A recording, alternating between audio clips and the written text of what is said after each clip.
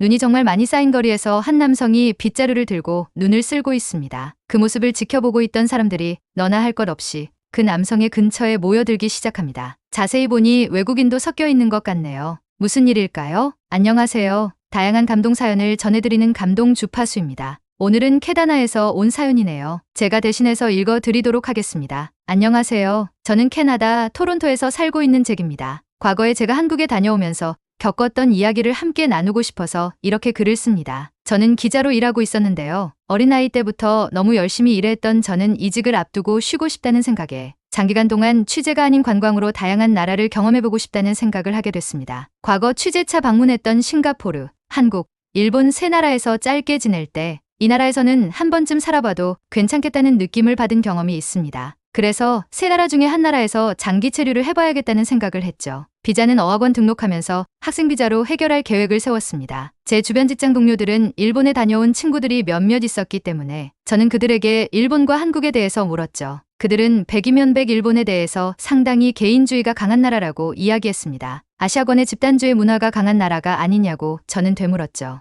그러자 그들은 자신들도 그렇게 알고 있었는데 일본의 문화는 캐나다보다 오히려 더 개인주의적인 것 같았다고 이야기하더군요. 겉으로는 친절하고 예절이 아주 좋은데 사실상 그 이유가 남에게 피해를 주지 않고 자신도 피해를 받지 않기 위해서 그런 것이라고 하더군요. 한국은 잘 모르겠지만 아무래도 일본과 비슷하지 않겠냐고 저에게 이야기해뒀습니다. 저는 오히려 더 잘 됐다고 생각했습니다. 저 역시 남에게 피해도 주지 말고 피해도 받지 말자는 생각을 하는 사람이었기 때문이었죠. 저는 일본으로 가려고 했지만 제가 일본을 가려고 하는 일자와 어학당에서 학생을 받는 시기가 일치하지 않았습니다. 그래서 싱가포르와 한국 중에 고민하다가 싱가포르는 영어가 통용되는 나라였기 때문에 한국으로 가는 것으로 결정했습니다. 하지만 한국은 일본과 너무나도 다르더군요. 어학원을 등록했을 뿐인데 어학원 사람들은 마치 저를 진짜가 20살 넘긴 학생 혹은 가족처럼 저를 대해줬습니다. 마치 제 일을 마치 자기 일처럼 생각했습니다. 제가 한국에서 집을 구하거나 생활용품을 구매하는 것, 출퇴근을 하는 것 모두 하나하나 세심하게 신경 쓰더군요. 제가 등록한 어학원은 한 대학교 부설 기관이었는데 해당 어학당에서는 그 대학교 학생들을 저에게 붙여줬고 한국 생활을 하면서 어려운 점이 있으면 그 친구에게 물어보라고 하더군요. 다행히 그 학생은 영어가 상당히 유창했습니다. 저는 일주일에 한두 번씩 그 학생을 만나서 언어교환 프로그램에 참여하면 됐죠. 어학당 담당자는 하루가 멀다 하고 저에게 커피나 샌드위치 간식거리들을 챙겨줬습니다. 저는 그들의 관심과 선물이 너무나도 부담스러웠습니다. 저에게는 마치 그것들이 전부 빚으로 느껴졌기 때문이죠. 하지만 몇 주 지나면서 그들과 생활하다 보니 그들은 정말 무언가를 원해서라기보다는 멀리서 낯선 나라로 떠나온 저를 걱정해서 진심으로 저를 챙겨주고 있던 거였죠. 그들은 저의 이름을 마음대로 바꿔서 잭이 아닌 잭이라고 부르기 시작했습니다. 처음에는 왜 남의 이름을 마음대로 이상한 한국식으로 바꿔서 부르는 거지? 인종차별의 일종인가? 하고 심각하게 고민하기도 했는데 한국어를 어느 정도 잘하는 어학당 반 친구가 친근함의 표시로 애칭처럼 부르는 것이라고 설명해 주더군요. 저는 한국 이름에도 익숙해지면서 점점 한국 문화에 익숙해져 갔습니다. 캐나다와는 정말 많이 달랐던 게 학습하는데도 집단적으로 하는 경우가 많았습니다. 함께 무언가를 조사해 본다거나 함께 무언가를 경험해 본다거나 하는 내용이요. 그리고 저희 반 선생님은 어학당에서 누군가 뒤처지는 학생이 있으면 저희 모두가 함께 도와줄 수 있는 분위기를 만들어 갔습니다. 아무래도 캐나다는 개인의 역량이 우선시되고 남에게 물어본다거나 누가 알려주거나 하는 것 없이 본인이 알아서 배우거나 하는 경우가 많은데 한국에서는 함께 도와주는 문화가 있는 것 같았습니다. 아주 인상 깊었습니다. 그리고 저는 어학당에서 소개해준 대학생 친구와 형 동생 할 만큼 친하게 지내게 됐습니다. 그의 이름은 재우였죠. 재우는 저에게 여러 가지 한국 음식을 소개해주거나 PC방에 데려가 함께 게임을 하기도 했죠. 저희는 서로의 집에 왔다 갔다 할 만큼 친한 사이가 됐습니다. 정말 캐나다였으면 성인이 다 돼서 알게 된 사람과 친해지는 건 상상도 못했을 겁니다. 그것도 외국 친구인데 말이죠. 재우와 저는 나이 차이는 꽤 났지만 마치 고등학교 친구처럼 친해졌거든요. 그리고 한국에 살면서 정말 충격적인 경험을 하게 됐습니다. 그날은 토요일이었습니다. 금요일 늦게까지 재우와 다른 어학당 친구들과 한국 음주 문화를 즐기고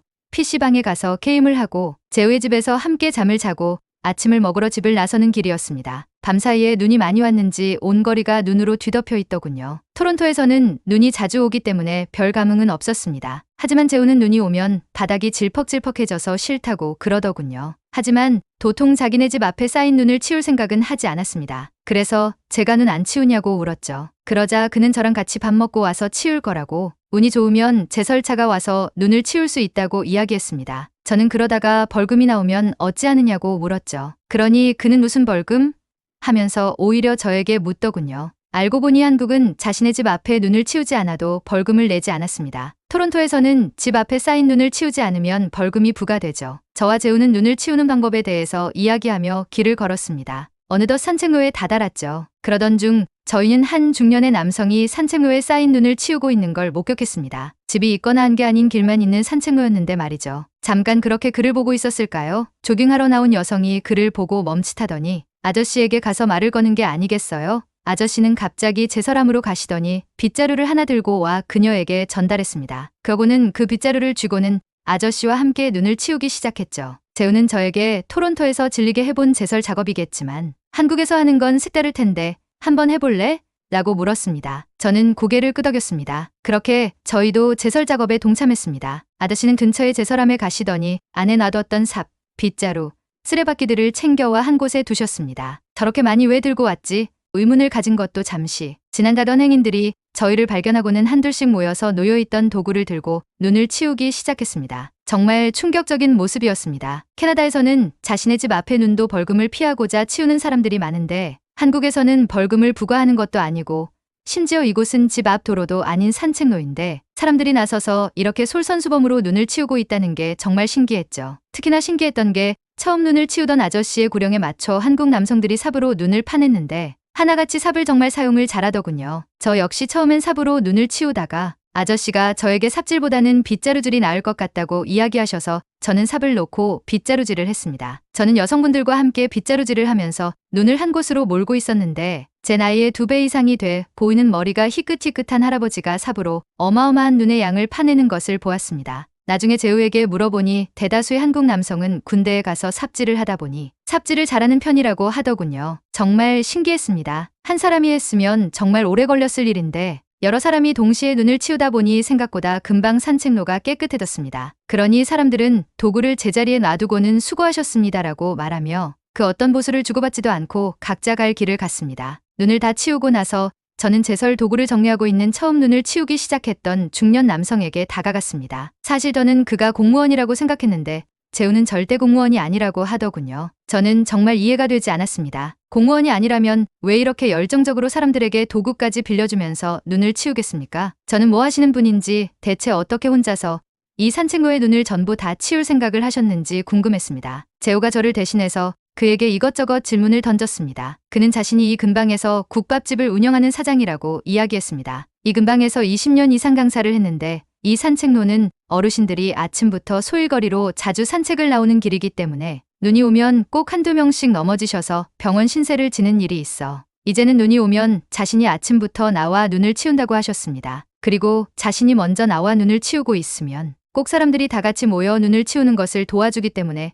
크게 시간이 많이 들거나 어렵지 않다고 이야기하시더군요. 저는 아까 눈을 치우던 사람들과 아는 사이냐고 물었습니다. 그러자 그는 웃으면서 고개를 저었습니다. 가끔 어쩌나 한두 번 자신의 식당에서 밥을 먹은 사람들이 있기도 한데 대다수는 모르는 사람이라고 하시더군요. 저는 이게 가능한 일인가 생각했습니다. 제가 직접 눈으로 봤는데도 믿기지가 않더라고요. 다른 사람들을 위해 자신의 영업시간까지 포기하면서 나와서 이렇게 눈을 치운다. 그리고 그 사람이 눈을 치우는 걸 보면서 다른 사람들까지 합세해서 함께 눈을 치운다.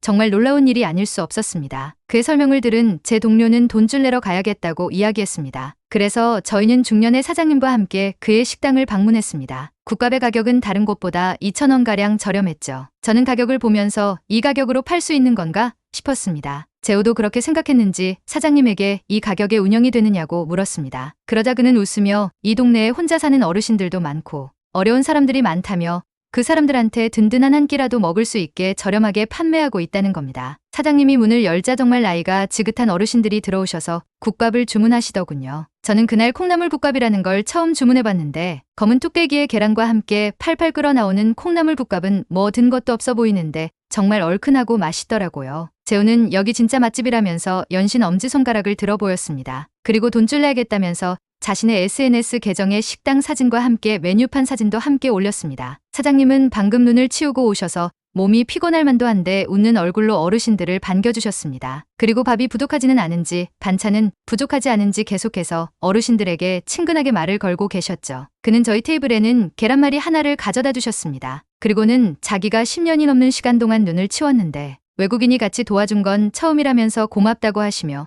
이건 서비스라고 이야기하셨습니다. 그러니 식당에 있던 사람들 모두 저를 쳐다보면서 장하네라는 말을 하셨습니다. 재우는 형을 칭찬하는 거라며 잭이 이제 한국 사람 다 됐다며 웃었습니다. 그렇게 저희는 콩나물 국밥을 국물까지 다 비운 채 든든한 배를 두드리며 나왔습니다. 추운 날씨에 먹었던 콩나물 국밥 덕분이었을까요? 따뜻한 마음의 사장님 덕분이었을까요? 더는 춥지 않았습니다. 그날 이후로 저는 한국 사람들의 정이 바로 이런 것이구나 하고 깨달았습니다. 저를 잭이라고 부르던 어학당 사람들과 아무 보수 없이 산책로에 눈을 치우던 한국 사람들, 그리고 어려운 형편의 사람들을 위해 따뜻한 밥을 대접하고 싶다는 어르신들이 다칠까봐 솔선수범에 눈을 치우시던 중년의 사장님. 정말 한국은 좋아할 수밖에 없는 나라였습니다. 그리고 배려에 대해서 정말 진지하게 생각해볼 계기가 되어준 나라이기도 하죠. 저는 그렇게 장기 휴가를 마친 뒤 캐나다에 돌아와 새로운 직장 동료에게 이날의 이야기를 전해주었습니다. 그러자 그들은 말도 안 된다며 정말 놀라워하더군요. 저 역시 그랬을 테니 그들의 반응이 충분히 이해가 됐습니다. 일본에 다녀온 한 직장 동료는 일본이었으면 눈을 치우던 그 사람들이 공무원이었거나 혹은 제설차가 그 산책로를 치우기 전까지 사람들이 카페에서 커피 마시면서 기다리고 있었을 거라고 하더군요. 그러면서 한국은 진짜 특별한 나라인 것 같다고 이야기했습니다. 우리나라인 캐나다를 것도 아닌데 괜히 기분이 좋더라고요. 나중에 재우에게 들어보니 사장님의 식당은 너무 유명해져서 더 큰 곳으로 옮겼다고 하더군요. 정말 잘된 일이 아닐 수 없습니다. 라고 사연 보내주셨는데요. 정말 한국인들의 따뜻한 정을 느낄 수 있는 경험이었네요. 토론토에서는 집 앞에 눈을 치우지 않으면 벌금을 낸다니 몰랐던 사실도 하나 배워갑니다. 한국에서의 느낀 따뜻한 정으로 쟁님이 캐나다에서도 이제는 개인주의자가 아닌 따뜻한 이타주의자로 살아가시길 응원하겠습니다. 오늘의 감동 주파수 사연은 여기까지입니다. 이야기가 좋으셨다면 좋아요와 구독 알람 설정까지 해주시고 주위의 소중한 분들과 공유하셔서 따뜻한 이야기를 나눠보시길 바랍니다. 끝까지 시청해주셔서 대단히 감사합니다. 몸도 마음도 따뜻한 하루 되세요.